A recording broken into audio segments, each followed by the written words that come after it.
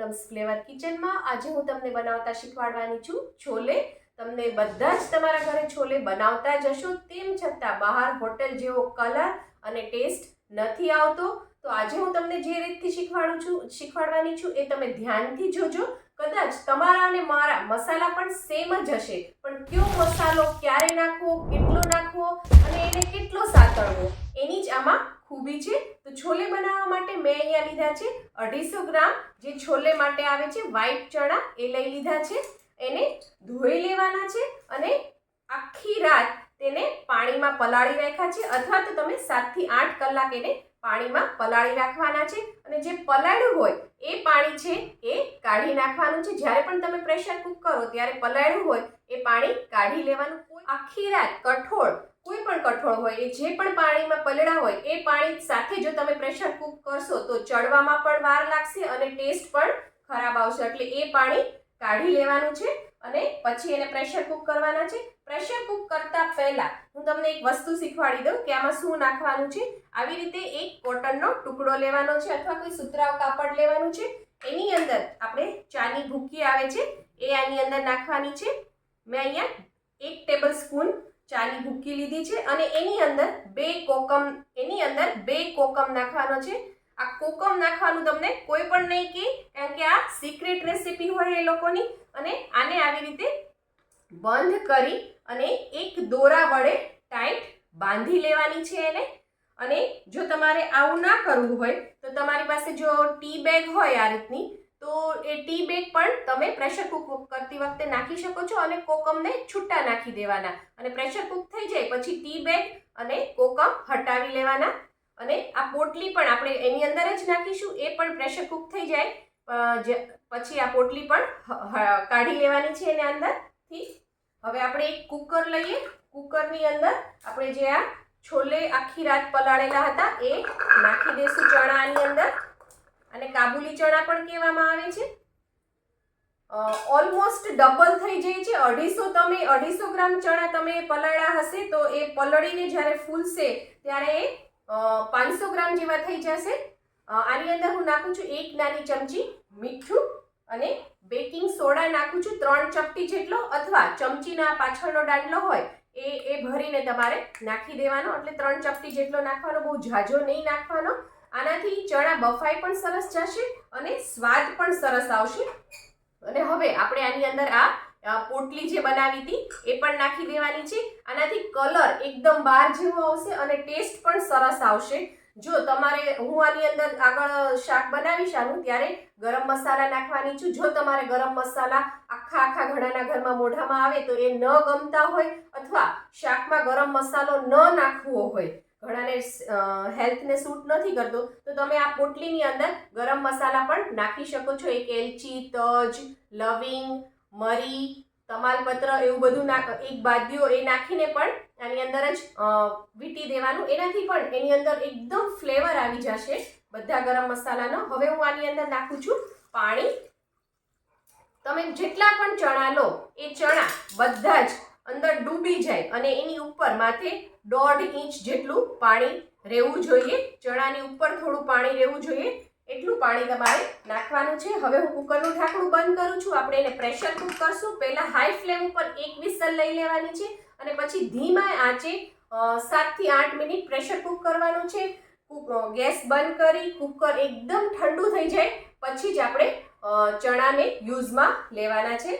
છોલે બનાવવા માટે મેં અહીંયા ગેસ ઉપર એક કઢાઈ મૂકી દીધી છે। એની અંદર 4 મોટા ચમચા મેં કુકિંગ ઓઇલ નાખ્યું છે। મેં અહીંયા સિંગ તેલ લીધું છે, તમારે કોઈ પણ તેલ તમે લઈ શકો છો। આપણું તેલ ગરમ થઈ ગયું છે।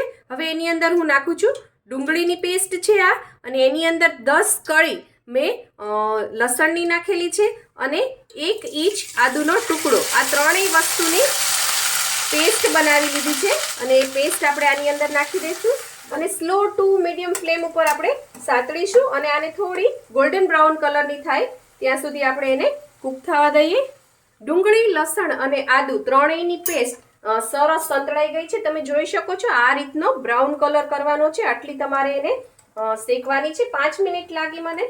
હવે હું આની અંદર નાખું છું 1 ચપટી હિંગ અને એની સાથે સાથે જ 1 ચમચી ભરીને ધાણા જીરું નાખીશું આપણે। 1 ચમચી કાશ્મીરી લાલ મરચું મેં અહીંયા નાખ્યું છે અને 1 ચમચી છોલેનો જે મસાલો મળે છે માર્કેટમાં એ નાખવાનો છે. આનાથી જ બહુ સરસ સ્વાદ આવશે. મરચું તમે તમારી રીતે નાખી શકો છો. હજી આપણે આની અંદર લીલું મરચાંની પેસ્ટ નાખવાની છે. હવે આ મસાલાને આપણે 2 મિનિટ સુધી આની અંદર કૂક થવા દેશું. એકદમ ધીમી ફ્લેમ ઉપર કૂક થવા દેવાના છે જેથી મસાલા બળે નહીં. 2 મિનિટ થઈ ગઈ છે. મસાલો સરસ સતળાઈ ગયો છે. હવે આપણે આની અંદર નાખીશું 1 લીલું મરચું છે એની મેં પેસ્ટ કરી લીધી છે અને 100 ગ્રામ ટમેટા છે એની પ્યુરી કરી લીધી છે. આ નાખીને આપણે બધું મિક્સ કરી દઈશું. મેં તમને કીધું હતું ને કે આમાં મસાલો નાખવાની જ ખૂબી છે. ડુંગળી સતળાય પછી મસાલા નાખવાના છે અને પછી ટમેટાની પ્યુરી નાખવાની છે. હવે આ બધું સરસ તેલ છૂટું પડે ત્યાં સુધી આપણે એને સાતળી લઈશું. તેલ સરસ છૂટું પડી ગયું છે. હવે હું આની અંદર 1 ચમચી કસૂરી મેથી છે એને આ રીતે હાથેથી જ તે મસળીને નાખી દેવાની છે અને એને મિક્સ કરી દેવાની છે. મિક્સ કરી અને તરત જ હવે આપણે જે બાફીને તૈયાર કરેલા છોલે છે એ નાખવાના છે. બાફતી વખતે જે પાણી નાખ્યું હતું એ બધું પાણી મેં નિતારી લીધું છે અને જે પોટલી નાખી હતી અથવા તમે ટી બેગ નાખી હોય તો એ પણ કાઢી લેવાને છે. હવે આ છોલે આપણે આની અંદર નાખી દઈશું. છોલે સરસ મિક્સ થઈ જાય એટલે તરત જ એની અંદર આપણે પાણી નાખી દેવાનું. તમારે જેટલું પાણી જોતું હોય જેટલી ગ્રેવી એટલું પાણી તમારે આની અંદર નાખવાનું. કારણ કે છોલેને પૂરી, ભટુરે, રાઈસ બધી અલગ અલગ વસ્તુ સાથે ખવાતા હોય છે. મેં અહીંયા 1 નાનો ગ્લાસ પાણી નાખ્યું છે અને ચમચાની મદદથી તમારે ચણાને થોડા આ રીતે મેશ કરી લેવાના જેથી ગ્રેવી છે એ આપણી થીક થાય. બધા ચણાને નથી કરી નાખવાના, બસ 2-4 વાર ચમચો આ રીતે કરીને મેશ કરી લેવાનું એટલે તમે જોઈ શકો છો ગ્રેવી તરત જ થીક થઈ ગઈ છે. હવે આપણે આને સ્લો ફ્લેમ ઉપર 5 મિનિટ સુધી કૂક થવા દેશું. 5 મિનિટ થઈ ગઈ છે. આ બધું સરસ ઉકળી ગયું છે અને મસાલો સરસ ભળી ગયો છે. હવે આપણે આની અંદર સ્વાદ પ્રમાણે મીઠું નાખશું. આપણે જ્યારે ચણા બાફા ત્યારે પણ મીઠું નાખ્યું હતું એટલે ટેસ્ટ કરીને મીઠું નાખવું અને આને મિક્સ કરી દઈશું. આપણે જોઈએ છે એવો આની અંદર સરસ કલર પણ આવી ગયો છે.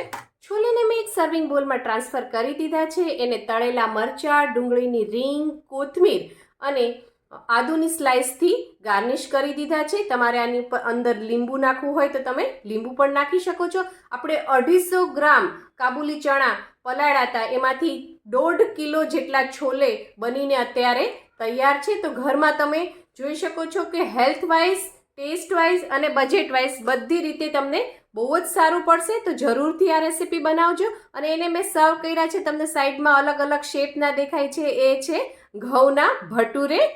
હવે તમે કહેશો કે ઘઉંના ભટુરે તો દેખાડી દીધા છે પણ આ બને છે કઈ રીતે? તો આની રેસીપી પણ તમને મારી ચેનલ ઉપર મળી જશે. આમાં 1 પણ ચમચી મેંદાનો ઉપયોગ નથી કર્યો. જો તમને મારી આ રેસીપી પસંદ આવી હોય તો લાઈક, શેર, કોમેન્ટ કરો. પ્લીઝ મારી ચેનલને સબસ્ક્રાઈબ કરો અને હા, બેલ આઇકન દબાવવાનું ના ભૂલશો જેથી આવી જ સરસ મજાની વાનગીઓ તમારા સુધી પહોંચતી રહે. Thank you.